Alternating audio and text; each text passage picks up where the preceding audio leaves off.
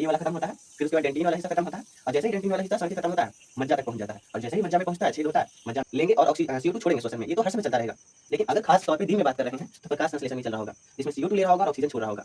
तो होता क्या है, दिन में ना श्वसन में जो भी CO2 निकालता है पेड़, वो वापस प्रकाश संश्लेषण के लिए वहीं से खींच लेता है, बाहर निकाल भी नहीं पाता है, पत्तियों से ही वो प्रकाश संश्लेषण के लिए ऑब्जर्व कर लेता है, पकड़ लेता है CO2 को, और ग्लूकोज बना के ऑक्सीजन निकाल देता है। तो ओवरऑल बात करें तो दिन में श्वसन तो हो ही रहा होता है, पाइप को पकड़ के रखता है ताकि हवा खींचे भी ना तो पाइप चिपक ना जाए, और चिपक के पाइप जो है चला गया, चिपक करके पाइप जो है खराब ना हो जाए। तो ये जो है सी शेप का।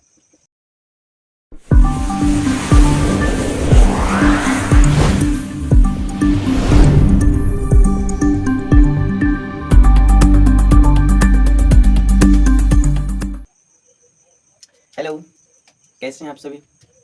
सबसे पहले आप सभी से मैं थोड़ा माफ़ी मांगना चाहता हूँ कि इतने दिनों से मैंने क्लास नहीं लाया, तो कारण था कि मैं थोड़ा बीमार था, और अभी बाकी सब सही है। तो अभी मैं प्रॉमिस कर सकता हूँ कि अब रेगुलर क्लासेज आएंगी, और एक बात और मैं बताना चाहूँगा, अक्टूबर लास्ट तक आपका बायोलॉजी मैं फिनिश कर दूँगा, और बस आप लगातार वीडियो देखते रहें, और हाँ, घबराएं नहीं, अब लगातार क्लासेज होंगी, अब कोई दिक्कत नहीं होगा, अक्टूबर लास्ट तक पूरी बायोलॉजी खत्म हो जाएगी। तो आज हम चलते हैं जैव प्रक्रम के चौथे लेसन पे, और आज हम पढ़ेंगे श्वसन तंत्र के बारे में। हाँ, थोड़ा सा दांत बचा हुआ है, दांत के बारे में पढ़ेंगे, फिर श्वसन तंत्र के बारे में पढ़ेंगे, और आज हम पूरा श्वसन तंत्र खत्म करेंगे। ठीक है, तो चलो शुरू करते हैं। तो सबसे पहले दांत है हमारा, है ना। देखिए दांत क्या होता है, दांत का कुछ ऐसा स्ट्रक्चर होता है।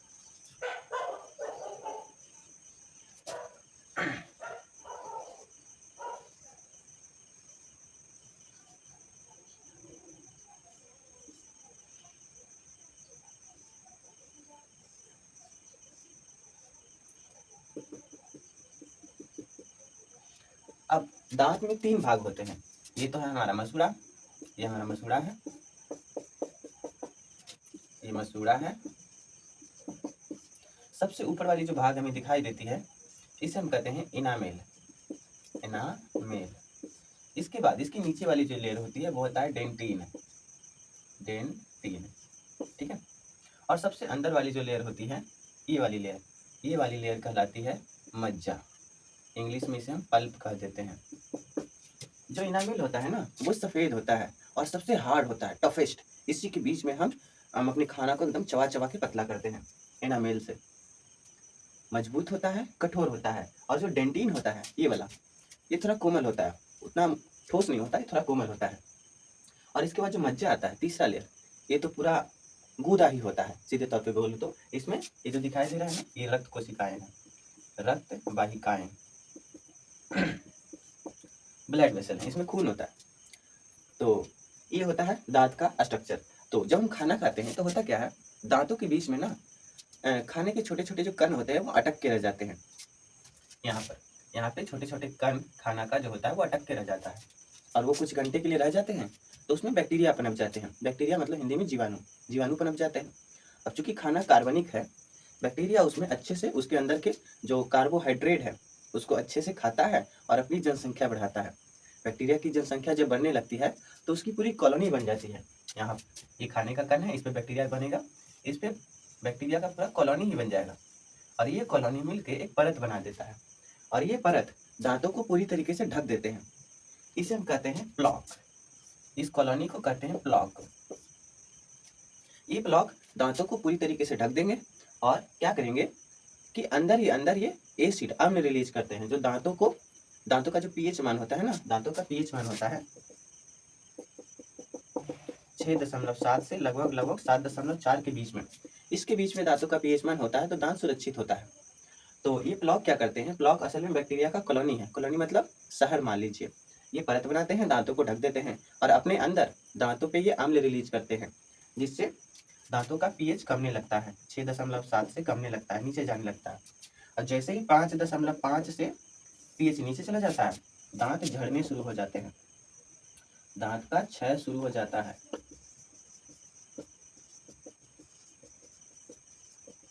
समझ रहे?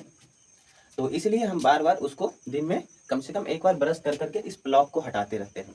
अगर ये प्लॉक हम ना हटाए ना तो ये बैक्टीरिया का प्लॉक यानी कि शहर, कॉलोनी ऐसे ही बना रहेगा, अंदर एसिड अम्ल रिलीज करता रहेगा, और हमारे दांतों को तहस नहस कर देगा। तो वैसे ही होता है, जब हम अच्छे से सफाई नहीं करते हैं दांतों की तो ये प्लॉक बन जाता है। प्लॉक अम्ल रिलीज करता रहता है, हमारे दांतों का पीएच नीचे गिरा देता है, जिसकी वजह से सबसे पहले दांत का ये जो इनामिल वाला हिस्सा है ये वाला खत्म होता है, फिर उसके बाद डेंटिन वाला हिस्सा खत्म होता है, और जैसे ही डेंटिन वाला हिस्सा सड़ के खत्म होता है मज्जा तक पहुंच जाता है, और जैसे ही मज्जा में पहुंचता है, छेद होता है, मज्जा में होता है खून की वाहिकाएं, ब्लड निकलना शुरू हो जाता है, इसी को कहते हैं पायरिया। बस यही होता है, पायरिया में खून बाहर निकलने लग जाता है। तो इसी से बचना होता है, ये प्लॉक बन जाता है। प्लॉक क्या होता है, मैं यहाँ पे लिख देता हूँ। प्लॉक है जीवाणु का कॉलोनी, जीवाणु का कॉलोनी।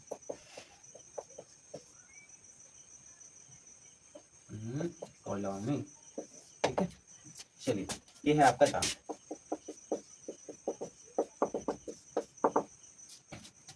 अब हम चलते हैं श्वसन पे। श्वसन इंग्लिश में इसे रिस्पायरेशन कहते हैं। ये क्या होता है, ध्यान से समझिएगा। हम पिछले अध्याय में पोषण के बारे में बात कर चुके हैं। हमने खाना खाया, अच्छे से पोषण, उसको पचाया बचाया, और एट द एंड हमने ग्लूकोज बनाया। अब ये जो ग्लूकोज है इसे डायरेक्ट रूप से हम ऊर्जा के लिए इस्तेमाल नहीं कर सकते हैं। ऊर्जा के लिए हमें एटीपी को, ग्लूकोज को तोड़ करके एटीपी बनाना पड़ता है, और वो एटीपी से हमें ऊर्जा मिलती है। तो अब ये ग्लूकोज को तोड़ने के लिए श्वसन की जरूरत है। ग्लूकोज हम ले जाएंगे, श्वसन से हम अपने शरीर में ऑक्सीजन लाएंगे, और ऑक्सीजन हथौड़े की तरह काम करके ग्लूकोज को तोड़ तोड़ के हमें एटीपी देता है, ऊर्जा देता है। अब ये कैसे होता है, यही जरूरी है, यही तो है हमें समझना। तो श्वसन सभी के लिए जरूरी है। जितना जिंदा जीव है वो डायरेक्ट रूप से ऊर्जा नहीं ले सकता बिना श्वसन का।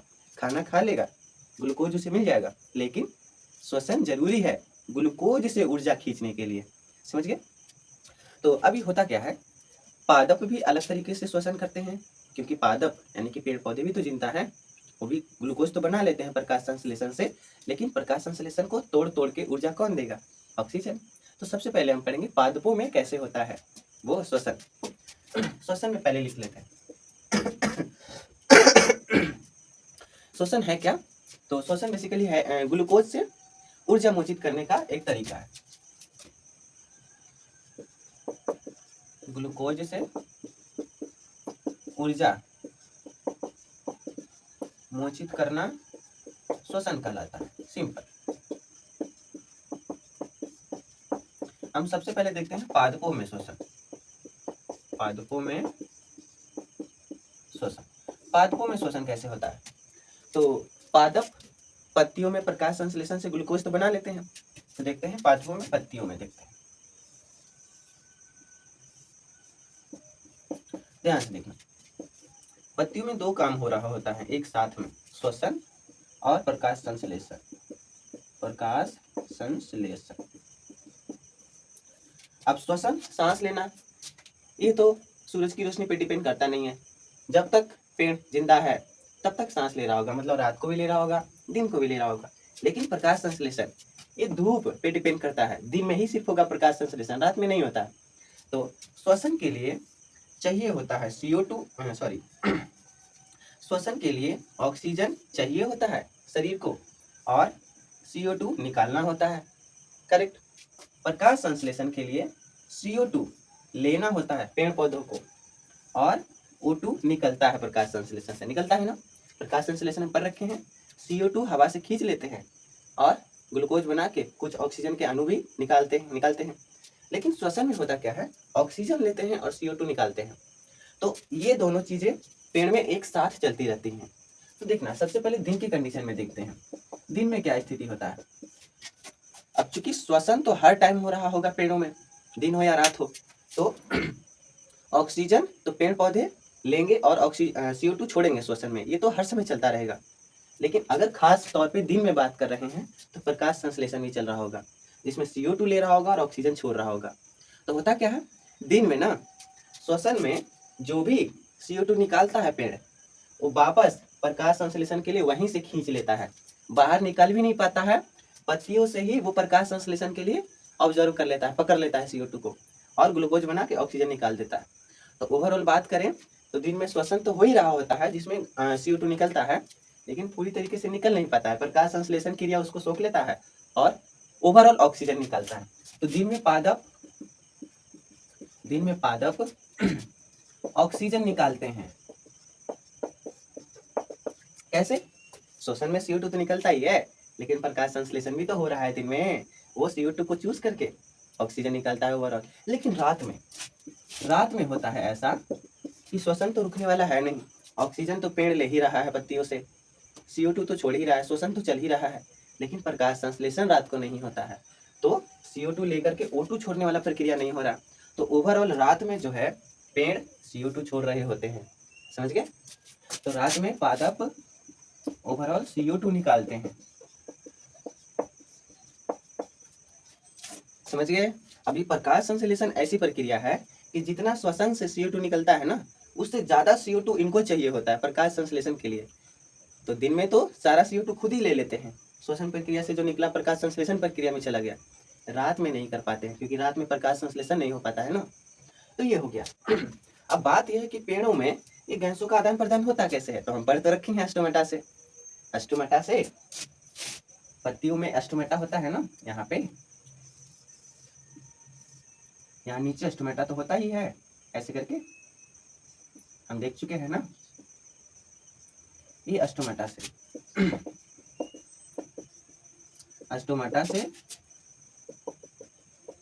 गैसों का आदान प्रदान होता है। और ये जो आदान प्रदान होता है ये कौन सी प्रक्रिया से होता है? विसरण प्रक्रिया से। कौन सी? विसरण प्रक्रिया से, समझ गए? विसरण मतलब होता है, मान लो ये दीवार है, इधर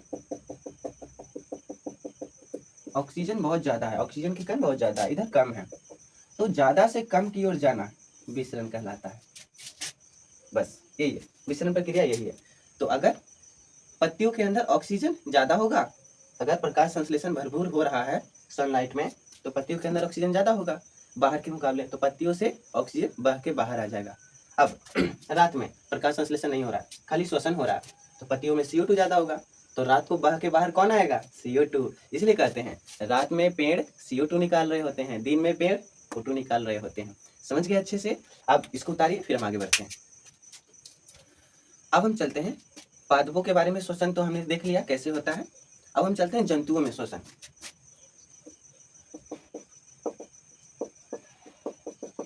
जंतुओं में श्वसन, जंतुओं में श्वसन सबसे पहले हम देखते हैं जलीय जीवों में श्वसन। जलीय जीवों में श्वसन, और हम देखेंगे स्थलीय जीवों में श्वसन। जलीय जीवों का मतलब क्या हुआ? वैसे जीव जो जल में रहते हैं, वो कैसे लेते हैं? तो जल में ना ऑक्सीजन गैस घुली होती है, जैसे हमारी हवा में ऑक्सीजन घुली हुई है, जल में भी ऑक्सीजन घुली होती है, लेकिन हवा में जितनी ऑक्सीजन है उससे बहुत कम मात्रा में जल में घुली होती है, ठीक है? तो जलीय जीवों में एक अंग होता है जिन्हें हम कहते हैं गलफड़ा। गलफड़ा में ये गुण होता है कि वो पानी से ऑक्सीजन को खींच सकते हैं। जैसे हमारे अंदर एक गुण है फेफड़ा में गुण है कि वो हवा से ऑक्सीजन को खींच सकते हैं, इसी तरह जलीय जीव में एक अंग होता है गलफड़ा, वो पानी से ऑक्सीजन को खींच सकते हैं। तो देखिए जलीय जीवों में जैसे कि मछलियां,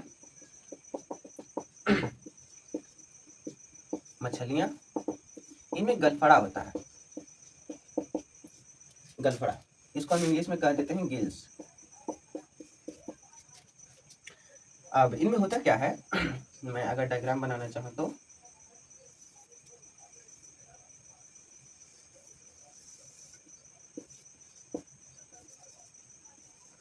यहाँ पर इनके यहाँ पे मौजूद होता है ये वाला जो हिस्सा है, ये कहलाता है गलफड़ा। यहाँ से ये पानी को, ये तो पानी के अंदर रहती है ना मछलियाँ, ये पानी है H2O, ये पानी को अंदर ले जाती हैं मछलियाँ, और यहाँ पे गलफड़ा में ना यहाँ पे छेद होता है, पानी अंदर मुंह में जाती हैं, लेकिन इस छेद से वापस पानी बाहर आ जाती है। और इस छेद में गलफड़ा के बहुत बड़े बड़े चौले चौले दीवार होते हैं, उन दीवारों में ना पतली परत होती है, उस पतली परत के पीछे बहुत सारे खून वाहिकाएं होते हैं, रक्त वाहिकाएं, यानी कि नसें होती हैं। अब जैसे ही पानी उस पतली परत वाली रक्त वाहिकाओं से टकराती है, रक्त वाहिकाएं विसरण प्रक्रिया से, कौन सी प्रक्रिया? विसरण प्रक्रिया से, चूंकि पानी में ऑक्सीजन की मात्रा ज्यादा होती है रक्त के मुकाबले, तो ज्यादा से कम की ओर पानी से रक्त वाली नली में यहाँ से ऑक्सीजन चली जाती है और वापस पानी यहाँ से छेद से बाहर आ जाता है। सिंपल, गलफड़ा का यही काम होता है। अब बस जैसे ही नस में यानी कि रक्त वाहिकाओं में ऑक्सीजन गया, वो पूरे शरीर में फैला देते हैं ऑक्सीजन को, इससे मछलियों को ऑक्सीजन मिल जाता है। जलीय जीवों में ऐसे ऑक्सीजन मिलता है। ठीक है, अब हम आते हैं स्थलीय जीवों में। स्थलीय जीवों में हम क्या देखेंगे, सबसे पहले हम मुख्यतः मानव को देखेंगे। ठीक है, मानव को, और एक हमें ईस्ट का भी एग्जाम्पल दे रखा है तो उसका भी देख लेंगे। तो सबसे पहले इसको उतारिए, फिर उसके बाद हम आगे चलते हैं।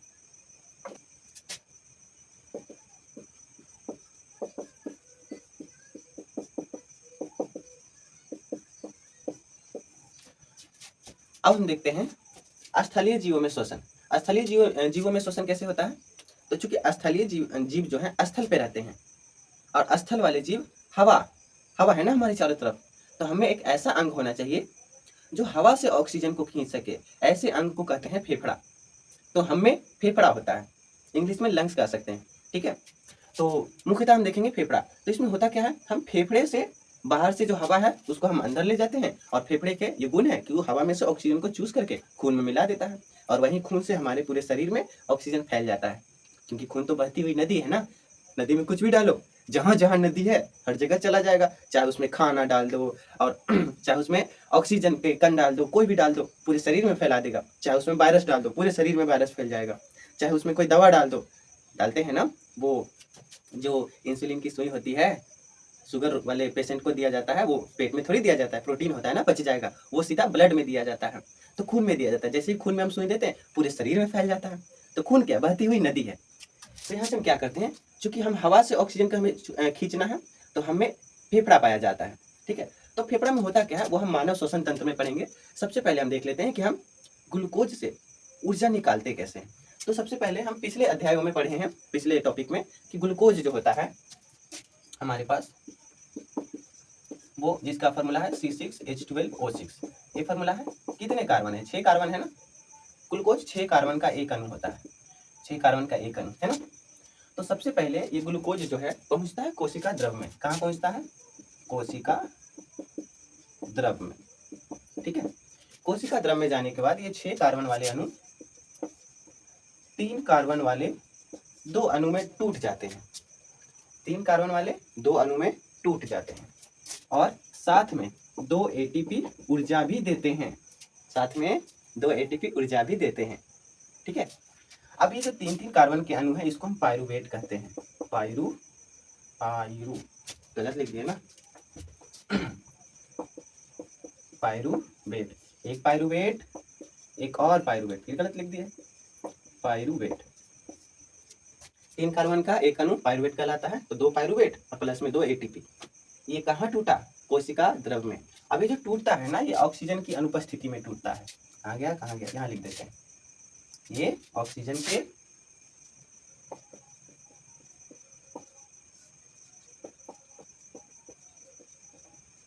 अनुपस्थिति में। अनुपस्थिति का क्या मतलब हुआ, ग्लूकोज अभी कोशिका द्रव में पहुंचा है, कोशिका द्रव में जाते ही टूट गया 2 भागों में, पायरुवेट और पायरुवेट। ऐसा क्यों, ताकि हमें ऊर्जा चाहिए होता है, ये 2 एटीपी ऊर्जा देने के लिए। ठीक है, अब ये जो टूटा कोशिका द्रव में, ऑक्सीजन के अनुपस्थिति में टूटता है, यानी ऑक्सीजन का भी इस्तेमाल हुआ नहीं है। अब यही ऑक्सीजन की अनुपस्थिति में जो टूटता है ना, इसी को हम कहते हैं अवायवीय श्वसन। वायु का इस्तेमाल नहीं हुआ, इसलिए वायवीय नहीं बोलेंगे, अवायवीय बोलेंगे। तो यहाँ से हमें पता चल गया अवायवीय श्वसन। अवायवीय श्वसन का यहाँ से हमारा डिफिनेशन आ जाएगा। क्या लिख सकते हैं, वैसा श्वसन जिसमें ऑक्सीजन का इस्तेमाल ना हो, ऑक्सीजन का इस्तेमाल ना हो, सिंपल। बिना ऑक्सीजन का ये टूटा ना, इसलिए अवायवीय श्वसन। अब देखिए इसके बाद ना, ये जो पायरुवेट है, 3 कार्बन वाला ये जो पायरुवेट है, ये बन जाता है। अब ये अगर हम ईस्ट की बात करें, अगर हम ईस्ट क्या है आप जानते हैं, ईस्ट एक कोशिकीय कवक है ना, प्रोटिस्टा ये है। तो ये देखिए ईस्ट में अगर हम बात करें तो ये 3 कार्बन वाला ईस्ट एक कोशिकीय जीव है। अभी मानव की बात नहीं कर रहे हैं, ईस्ट की बात कर रहे हैं। तो ईस्ट में क्या होता है, ये पायरुवेट आगे जाके बन जाता है एथेनॉल प्लस CO2। ये ईस्ट में होता है। ये जो बनने की प्रक्रिया है ना, ये किण्वन प्रक्रिया कहलाती है। कौन सी प्रक्रिया, किण्वन प्रक्रिया। किण्वन प्रक्रिया जब भी पूछा जाए पायरूवेट ईस्ट में किस प्रक्रिया से इथेनॉल और CO2 बनाते हैं, किन्वन प्रक्रिया से, समझ गए। अब हम आते हैं मानव में। मानव में क्या होता है, तो मानव में ये 3 कार्बन वाले पायरूवेट चूंकि कोशिका द्रव में टूटे हैं तो अभी कोशिका द्रव में ही हैं। अब कोशिका द्रव से ये जाएंगे माइटोकॉन्ड्रिया में, माइटोकॉन्ड्रिया में, ठीक है। ये पायरूवेट जाएंगे माइटोकॉन्ड्रिया में। माइटोकॉन्ड्रिया में जाने के बाद ये 3 कार्बन वाले जो पायरूवेट है ना, ये ऑक्सीजन की अनुपस्थिति में, यहाँ पे क्या होगा, ऑक्सीजन प्रेजेंट होगा। प्रेजेंट को ना मैं प्लस से दिखा देता हूँ, आप समझ लेना, ठीक है।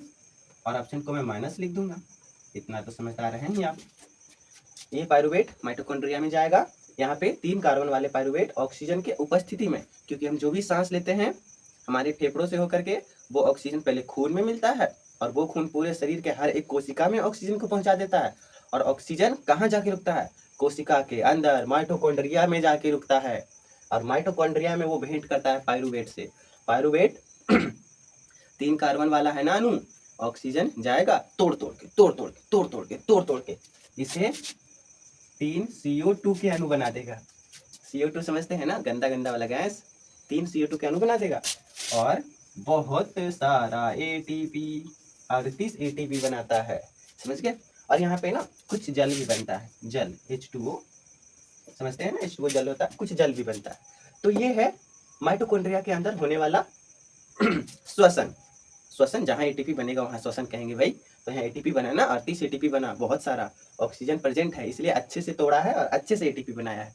तो इस तरह के श्वसन को कहते हैं वायवीय श्वसन, क्योंकि ऑक्सीजन प्रेजेंट है, यहाँ पे उपस्थित है, तो इसी को लिख सकते हैं वायवीय श्वसन में, वायवीय श्वसन। वैसा श्वसन जिसमें ऑक्सीजन, सीधा लिखता हूँ O2 उपस्थित हो, है ना, उपस्थित हो, सिंपल सिंपल, ऑक्सीजन उपस्थित हो, वायवीय श्वसन।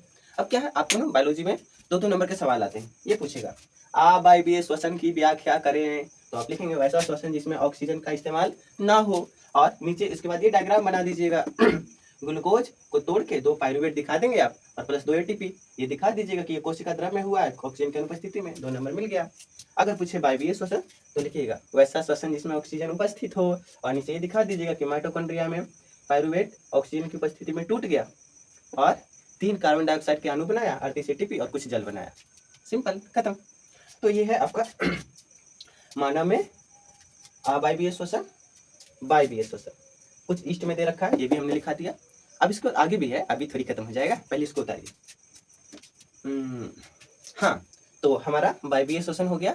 अब हम चलते हैं आगे। एक कंडीशन होता है, कभी कभी ऐसा क्या होता है, जब हम एम्बिशियस हो जाते हैं किसी काम को लेकर के, बहुत ही फोकस हो जाते हैं, बहुत तेजी से काम करने लगते हैं, बहुत तेजी से भागने लगते हैं, तो क्या होता है हमारी मांसपेशियों में उतने अच्छे से ऑक्सीजन पहुंच नहीं पाता है। ऑक्सीजन पहुंचाता खून है, ब्लड ही पहुंचाता है ना, खून पहुंचाता है। तो जब हम तेजी से काम करने लगते हैं और हम इतना प्रॉपर सांस नहीं लेते हैं कि अच्छे से हवा शरीर में जा सके, तो हमारे ना मांसपेशियों में ऑक्सीजन की कमी होने लगती है।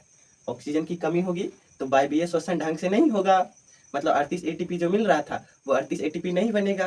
38 ATP कैसे मिल रहा था, 3 कार्बन वाले पायरूवेट टूट के ही बन रहा था ना। तो जब ऑक्सीजन नहीं मिलेगा तो क्या पायरूवेट 3 कार्बन वाला ढंग से टूटेगा, नहीं टूटेगा ना। तो नहीं टूटेगा तो उसका क्या होगा, फिर क्या होगा अभी देखेंगे। पायरूवेट है हमारे पास, पायरू, फिर से गलत लिखा हमने, पायरूवेट 3 कार्बन वाला है ना ये।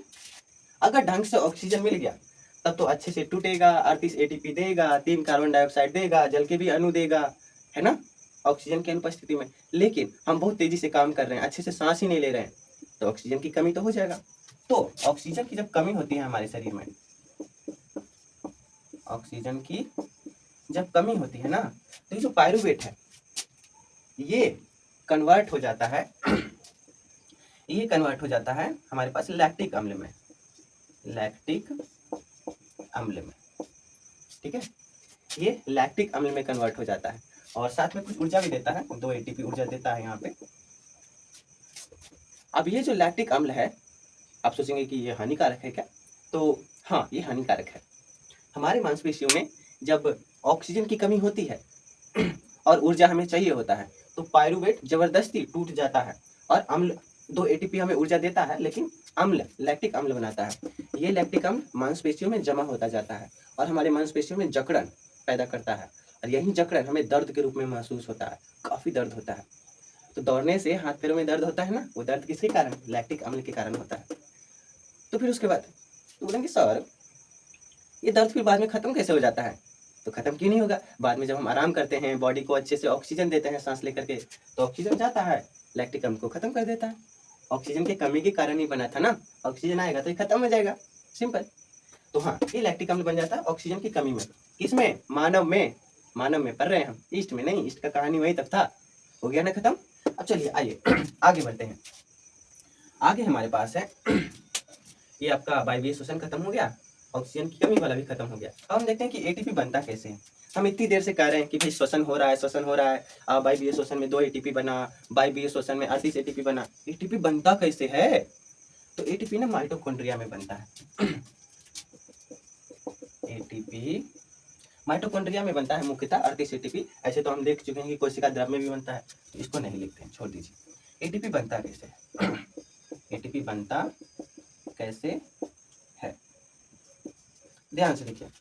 एक होता है एडीपी, इसका फुल फॉर्म होता है एडेनोसिन डाइफॉस्फेट, इसका फुल फॉर्म होता है। इस पे ना पीआई मतलब इनऑर्गेनिक, इन इंग्लिश हो गया ना, सॉरी, पीआई, इसको हिंदी में कहते हैं अकार्बनिक फॉस्फेट, अकार्बनिक फॉस्फेट। एडीपी में अकार्बनिक फॉस्फेट, ये वाला अकार्बनिक फॉस्फेट जब जुड़ता है ना, तो हमारा बनता है एटीपी। एटीपी का फुल फॉर्म क्या हो जाएगा? एडेनोसिन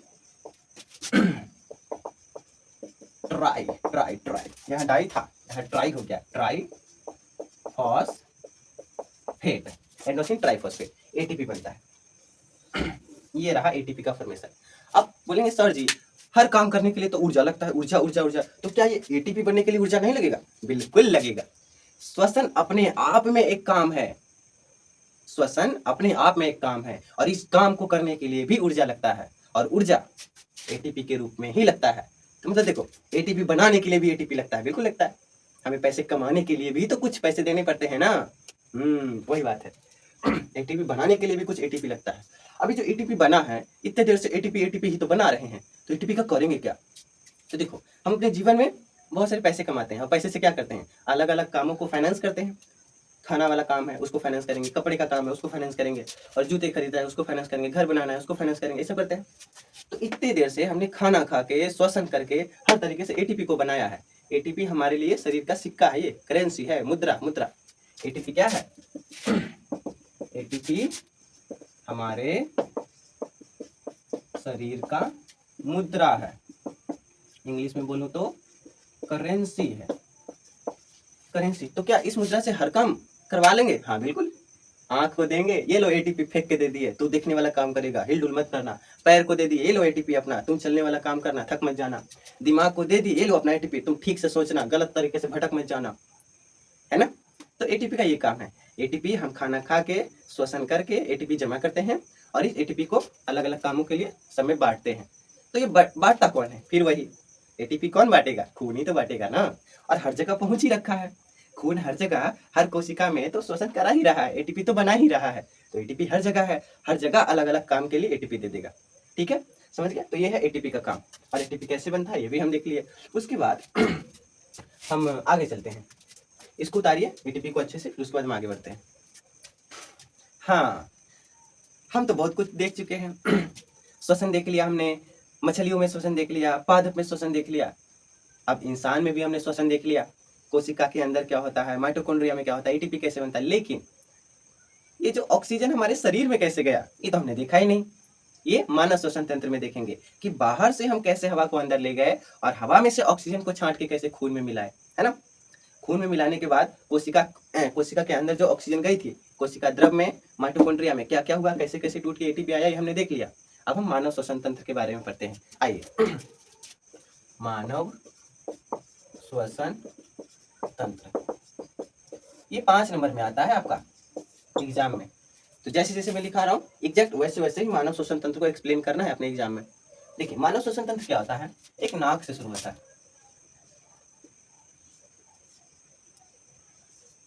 इतना बना लेना है।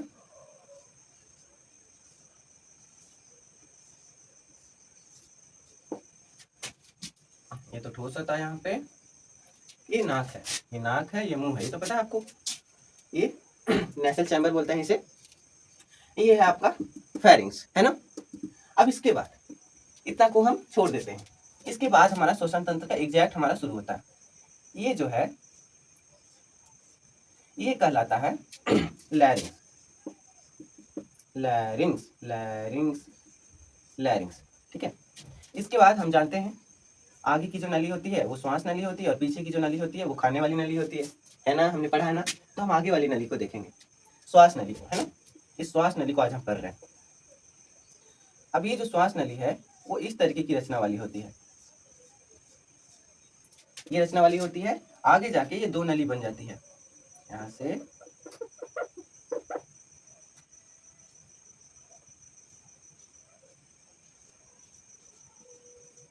अब ये 2 नली आगे जाके 2 फेफड़ों में समा जाती है,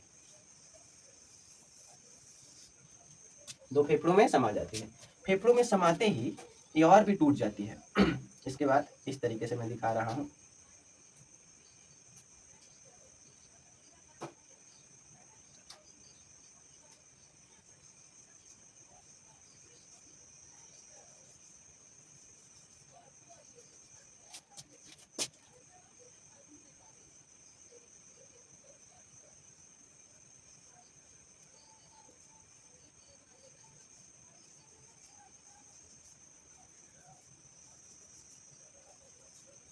ये बन गया आपका फेफड़ा। अब नाम क्या क्या है? ये तो लैरिंक्स नाम हो गया, ये तो खाने वाली नली है, इससे हमें कुछ लेना देना है नहीं श्वसन तंत्र में। ये वाली जो नली है ना, ये कहलाती है हमारी श्वास नली, श्वास नली। श्वास नली एक पाइप की तरह होती है। अब पाइप क्या होता है, जब हम श्वास लेंगे और खींचेंगे तो पाइप पिचक सकता है ना, नहीं पता। आपके पास एक पानी मोटर खेत पटाने वाला पाइप होगा, पतला वाला पाइप होगा ना, नल वाला, वो लेना, उसको ना ऐसे करके जोर से खींचना है। पतला वाला पाइप होगा तो मोटा वाला तो आ नहीं पाएगा, जोर से खींचना है, पाइप पिचक जाएगा, पाइप पिचक जाएगा। तो जैसे ही हम ये सांस लेते हैं खींचते हैं तो ये पाइप पिचक ना जाए इसके लिए इसमें ऐसा सी शेप का, सी देखा है ना, सी फॉर कैट, बिल्ली, सी शेप का इसमें ऐसे उपास्थि लगे होते हैं। उपास्थि, उपास्थि क्या होता है, हड्डी, हड्डी जो होता है ना, हड्डी को तो बोन कहते हैं। एक दूसरी तरह की हड्डी जो थोड़ी लचीली होती है वो, उसको हम उपास्थि कहते हैं, ठीक है। अस्थि उपास्थि आपने पढ़ा होगा अच्छे से 9th में, है ना, नहीं छोड़ दो कोई बात नहीं। उपास्थि सी शेप का इसमें ऐसे लगा होता है, ऐसा मान लो लचीली हड्डी, उपास्थि उसी को कहते हैं। तो पाइप में ना ऐसे चिपका होता है और उसको पकड़े रहता है। अब क्या ये लचीली है तो पाइप को थोड़ा थोड़ा हिलने डुलने की इजाजत देता है, लेकिन पूरी तरीके से लूज नहीं छोड़ देता है, पाइप को पकड़ के रखता है ताकि हवा खींचे भी ना तो पाइप चिपक ना जाए। और चिपक के पाइप जो है कहाँ चला गया, मिल गया, चिपक करके पाइप जो है खराब ना हो जाए। तो ये जो है सी शेप का, सी शेप का, सी आकार का, सी आकार का क्या होता है, उपास्थि होता है, ठीक है, उपास्थि। अब इसके बाद ये श्वास नली आगे जाके 2 छोटे छोटे श्वास नलियों में टूट जाते हैं, इसको हम कहते हैं श्वसनी। कितने श्वसनी हो गए, 2 श्वसनी हो गए ना। अब ये श्वसनी अंदर चले जाते हैं फेफड़ों में, ये फेफड़ा है, फेफड़ा, कितने फेफड़ा है, 1 2। फेफड़ा को शुद्ध हिंदी में फुफ्फुस कहते हैं। तो फेफड़ा क्या इंग्लिश है, नहीं, मॉडर्न आधुनिक हिंदी फेफड़ा है, संस्कृत से लिया हुआ शुद्ध हिंदी फुफ्फुस है। और जो सबसे ज्यादा चल रहा है इंग्लिश, इंग्लिश में इसको लंग्स कहते हैं, LUNGS, लंग्स, ठीक है, जो आपको कभी काम नहीं आएगा आपके एग्जाम में, आगे काम आएगा। तो ये है श्वास नली, 2 भागों में टूटा श्वसनी। अब श्वसनी भी अंदर जा करके इस तरीके से छोटे छोटे नलियों में टूट जाते हैं। इस नलियों को हम कहते हैं, कहाँ गया, ये वाला, हाँ ये वाला, ये है ना श्वसनी, ये 2 श्वसनी हुआ। इसके बाद ये वाली जो नली है ना, ये वाली, ये नलियाँ कहलाती हैं हमारी श्वसनी हो गया, श्वास नलिका। एक मिनट, इसका शुद्ध नाम क्या दे रखा है बुक में?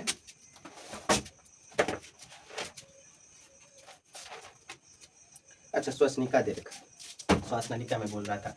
ये जो नली है इसको हम कहते हैं श्वसनिका। यहाँ पे आएगा क्या? नहीं आएगा, यहाँ लिख देते हैं श्वसनिका। ठीक है, इसका नाम श्वसनिका हो गया। अभी जो गुब्बारे गुब्बारे किधर देख रहे हो इसका नाम है कूपिका। कूपिका। अब क्या काम है एक एक करके समझते हैं। ये है हमारा नाक, यहाँ से हम सांस लेते हैं, ये हमारी हवा है। हवा यहाँ से यहाँ आती है। अभी लैरिंग्स है, यहाँ पे दो नली है, एक नली खाने वाली, एक नली हवा वाली। तो ये हवा इसमें जाती है, इसमें आती है, यहाँ से दोनों में बढ़ जाती है। दोनों में जाने के बाद ये श्वास नली हो गई। श्वास नली को पकड़ने के लिए सी आकार का उपास्थि हो गया। उपास्थि के बाद दो श्वसनी है, एक इधर श्वसनी, दोनों श्वसनी में हवा चला जाता है। और यहाँ श्वसनी के बाद श्वसनिका में हवा जाता है। और श्वसनिका के बाद ये छोटे छोटे गुब्बारों में हवा जाके क्या हो जाते हैं? भर जाते हैं, भर जाते हैं। ये छोटे छोटे गुब्बारे जो हैं इनका नाम है कूपिका। ये कूपिका में हवा भर जाते हैं। और जैसे ही एक नहीं होते हैं ये भाई साहब, ये 10-10 लाख होते हैं, एक नहीं होते। ये कूपिका एक लंग्स में 1-1 मिलियन तक होते हैं। तो 10 लाख इधर, 10 लाख इधर कूपिका है। जैसे ही सारी कूपिका भरते हैं वो छोटे छोटे होते हैं, पूरा एकदम ये जो हमारा लंग्स फेफड़ा है ना पूरा एकदम फूल जाएगा, फूल जाएगा। तो अब क्या है, कूपिका के चारों तरफ ना नसों का जाल होता है।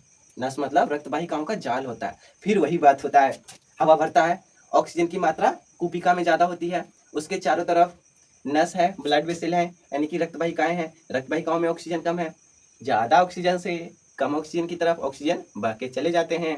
और एक जो नस का जो दीवार होता है ना वो आप पढ़े होंगे 9th में, प्लाज्मा झिल्ली से बनी होती है ना। जो कोशिका है, कोशिका की प्लाज्मा झिल्ली ही तो है, वो अर्धपारगम्य होती है, उसको जाने देती है ऑक्सीजन को विसरण की मदद से। और विसरण से ऑक्सीजन कूपिका से इसके चारों तरफ जो नसों का जाल है ना ये बना, ऐसे तरीके बहुत सारे नसों का जाल इसमें फैला होता है। नसों के अंदर खून में ऑक्सीजन जाके मिल जाती है, ठीक है। और ऑक्सीजन में कार्बन डाइऑक्साइड जो ज्यादा मात्रा में बना रहता है वो वापिस इसमें आ जाता है कूपिका में। और जब हम सांस छोड़ते हैं तो कूपिका से जितना भी ऑक्सीजन कार्बन डाइऑक्साइड है खिंचा खिंचा के बाहर आ जाता है। तो ऑक्सीजन अंदर, CO2 बाहर। ये हो गया। यही होता है हमारे श्वास नली में, हमारे फेफड़ों के साथ। तो इस प्रक्रिया को थोड़ा सा लिख लेते हैं, ठीक है, क्योंकि 5 नंबर में आता है। आप समझ गए ओवरऑल कैसे होता है। अब इसको लिखते हैं। मानव श्वसन तंत्र, मानव श्वसन तंत्र में मुख्य संरचना कौन कौन है? सबसे पहले तो श्वास नली है, दूसरा है श्वसनी, श्वसनी के बाद तीसरा आता है कूपिका। कूपिका मुख्यतः इतने हैं, ठीक है। और इन सबको मिला करके श्वसनी और कूपिका को मिला करके फुफ्फुस बनता है ना हमारा, फुफ्फुस, इसको हम फेफड़ा कहते हैं, ठीक है। अब इसको एक्सप्लेन करते हैं।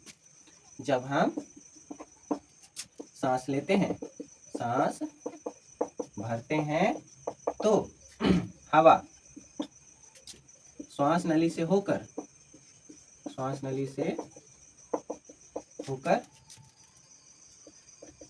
श्वसनी और अंत में कूपिका में जाकर भर जाती है, जिससे क्या होता है, जिससे फुफ्फुस यानी कि फेफड़े फूल जाते हैं, है ना। अब फेफड़े फूल गए, उसमें हवा भरा हुआ है, और हवा में क्या है, ऑक्सीजन है, नाइट्रोजन भी है, कार्बन डाइऑक्साइड भी है। कार्बन डाइऑक्साइड बहुत कम होता है, तो नाइट्रोजन से हमें कुछ लेना देना है नहीं, उसको हम पूछेंगे भी नहीं, पीढ़ा पानी भी नहीं देंगे उसको, हम ऑक्सीजन को पूछेंगे। हमारा मेहमान कौन है, ऑक्सीजन है। तो ऑक्सीजन फेफड़ों में ज्यादा है, कूपिकाओं में भरा हुआ है, तो ऑक्सीजन को हम ब्लड में ले लेंगे, खून में अवशोषित कर लेंगे। और खून में जो कार्बन डाइऑक्साइड है, मैंने आपको बताया ना, वायवीय श्वसन में 38 ATP के बाद कार्बन डाइऑक्साइड बना था, गंदा गंदा वायु, गंदी गैस, वो कैसे निकलता है, वापिस खून में आता है, और खून से कहाँ चला जाता है, वापिस कूपिकाओं में चला जाता है। और जब हम सांस छोड़ते हैं तो कार्बन डाइऑक्साइड बाहर, सिंपल। इसी को लिखते हैं कूपिका में ऑक्सीजन की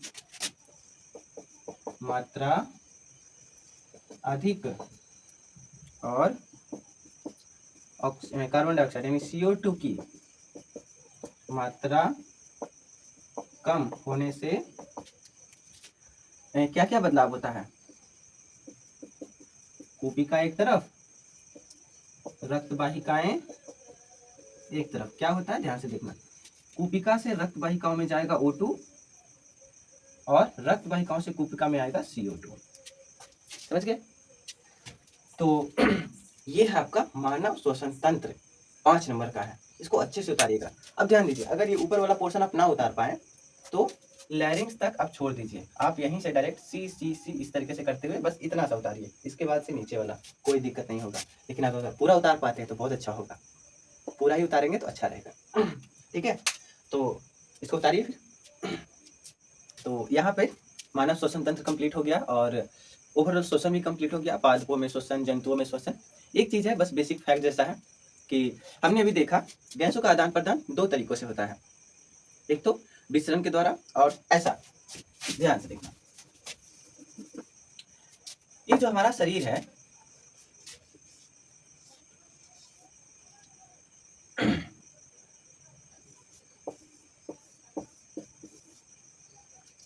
ये जो हमारा शरीर है यहाँ पे जो हमने ऐसे बनाया था,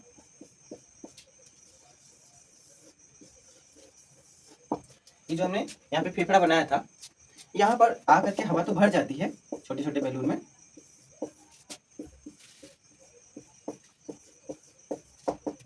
ये जो हवा है, ये हवा यहाँ से खून में चली जाती है ऑक्सीजन, और खून वाली CO2 इसमें आ जाती है। ये हमने अभी पढ़ा। अब ये जो ऑक्सीजन है, ऑक्सीजन के अंदर ऐसा क्या है जो मतलब खून, ये जो ऑक्सीजन है खून में चली जाती है। अब खून के अंदर क्या है जो ऑक्सीजन को बैठा करके ले जाता है, नदी में बह के तो जाती नहीं है ना। ऑक्सीजन डायरेक्ट रूप से गैस है ना ऑक्सीजन। अब गैस पानी के साथ बहुत कम घुलती है, ऑक्सीजन जो है बहुत कम घुलती है। कार्बन डाइऑक्साइड बहुत ज्यादा घुलती है, 20 से 25 गुना ज्यादा कार्बन डाइऑक्साइड घुलती है पानी में। ऑक्सीजन बहुत कम घुलती है। तो ऑक्सीजन जब पानी में घुलती नहीं है तो पानी में घुलेगी नहीं, तो ऑक्सीजन को ले कौन जाएगा? तो ऑक्सीजन को ले जाता है RBC। आपको पता होगा ये जो खून होते हैं, ये जो ब्लड वेसल्स हैं, रक्त वाहिकाएं हैं,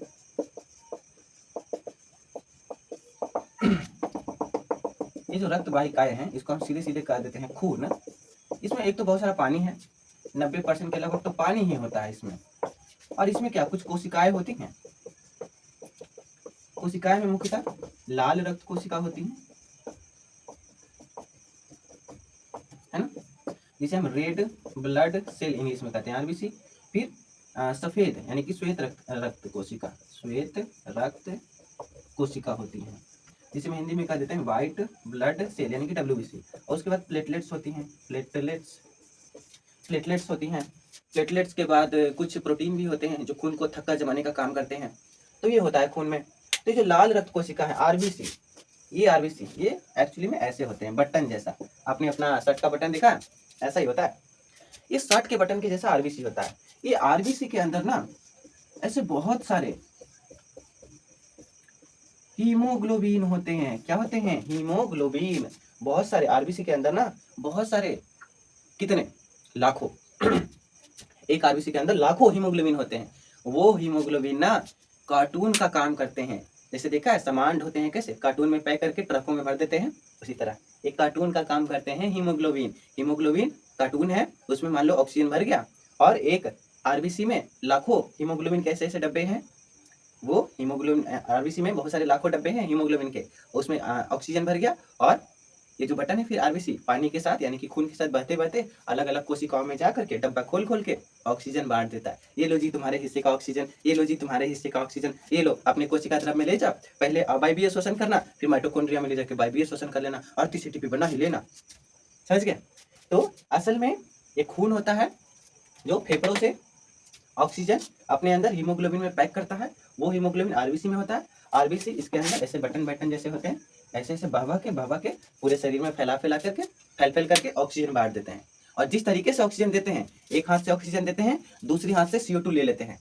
ये लो जी अपना ऑक्सीजन, लाओ गंदा गंदा गैस वाला हमको दे दो, कार्बन डाइऑक्साइड वापस कुछ हीमोग्लोबिन में भरते हैं, और जैसा कि मैंने बताया कार्बन डाइऑक्साइड पानी में भी बहुत घुलनशील है, तो वो डायरेक्ट पानी में भी घुल के खून के साथ बहते बहते वापिस आके यहीं पे जहाँ से ऑक्सीजन लिए थे फेफड़ों से, कुपिकाओं से, वापस कुपिकाओं में CO2 को ढकेल देते हैं, और जैसे हम सांस छोड़ते हैं कुपिकाओं से सारा CO2 निकल के बाहर आ जाता है। CO2 समझ गए? तो ये होता है। तो बस यही है, यहाँ पे हमारा श्वसन तंत्र खत्म होता है। तो मिलते हैं हम अगले लेसन में।